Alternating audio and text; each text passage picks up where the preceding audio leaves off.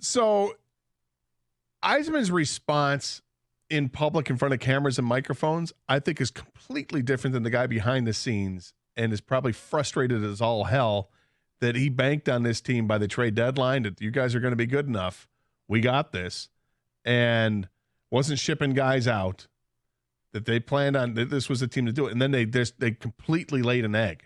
I think he was frustrated. I think this whole town was frustrated. They had won the 6 games in a row and looked like they were on top of the world to get all this national praise. And then they went into a 7-game losing streak and like, what the hell just happened? They were comfortably in the wild card spot and then were uncomfortably out along with a bunch of other teams that were fighting to get back in. Is this a better team going into the season than what they had going into last season? My 51%, as we like to do on the show, it's 51. It's just a lean because I don't say it definitively. My lean is yes, and it's because of defense. Unlike the NFL, which we're no longer say defense wins championships in the NFL, I say it in the NHL. You got to have a good defensive crew to be able to withstand these games against some of the bigger and tougher teams. Look what Florida did. Florida had 4 players that were pretty good offensively, and the rest of the team were role players and guys who just gutted it out, and they had a great goaltender, and they won the Stanley Cup. And they were a really good team last year throughout the season. It wasn't like a fluke. With the Red Wings, the additions that they have made, I think some of them are smart additions. The losses they have don't bother me. I don't mind losing Perron, losing Sprong, losing Fabry. Doesn't bother me too much because I know that it means it's opportunities for guys that we want to see. We want to see Berggren play. We want to see Marco Kasper play. Getting Tarasenko, I like Tarasenko. Adding Mott isn't going to make anybody thrilled with it, but what it does is it brings you a defensive-minded forward. And if they can keep the puck out of the net more often than they did last year, then they should be in good shape. Now, scoring goals is going to be tougher. They have to make up 75 goals that they lost from players that are exiting this team.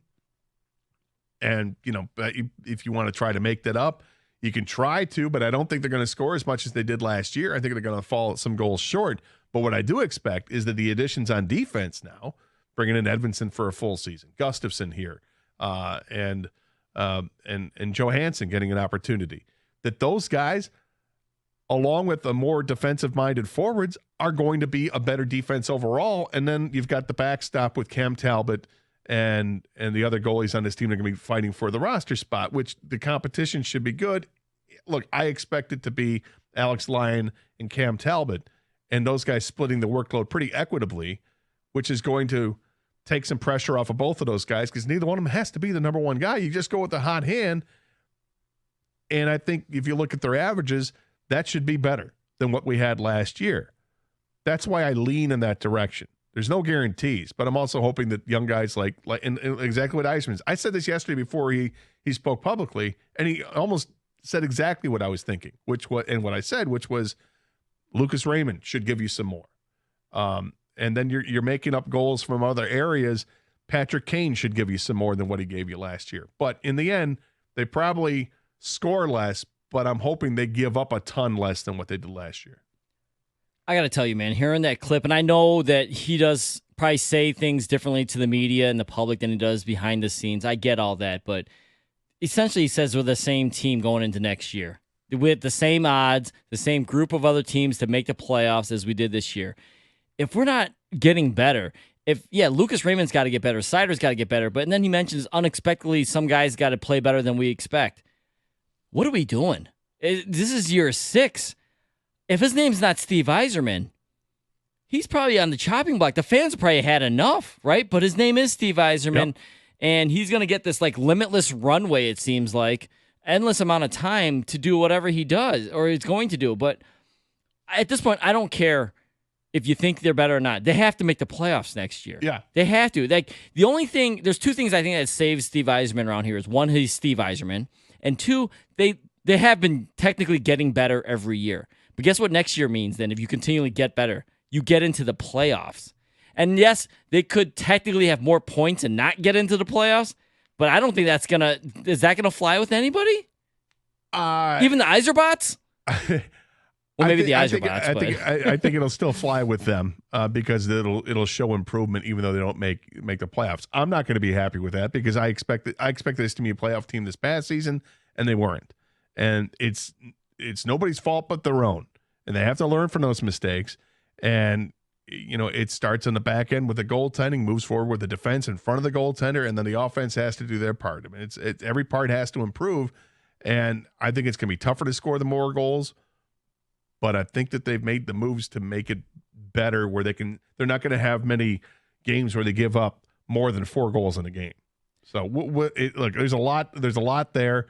There's a lot of unknowns because you might be counting on some players that you haven't seen yet, in like Marco Kasper or Berggren playing a big role in this team. We haven't seen Johansson play.